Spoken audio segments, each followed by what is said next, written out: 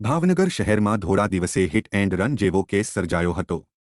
ભાવનગરના એવી સ્કૂલની પાછળના ભાગે રસ્તા પર કાર ચાલકે સ્ટેરિંગ પરથી કાબુ ગુમાવી દેતા કાર વીજપોલ સાથે અથડાઈ હતી। ભાવનગરના એવી સ્કૂલ પાછળ રોડ ઉપર વીજપોલ સાથે કાર અથડાતા લોકોના ટોળા એકત્રિત થઈ ગયા હતા। કાર ચાલકને ઈજા થતાં તાત્કાલિક ધોરણે હોસ્પિટલ ખાતે ખસેડવામાં આવ્યો હતો। જો કે સમગ્ર ઘટનામાં કાર ચાલક સ્ટેરિંગ પરનો કાબુ ગુમાવવાને કારણે ઘટના ઘટી હોવાનું જાણવા મળ્યું છે।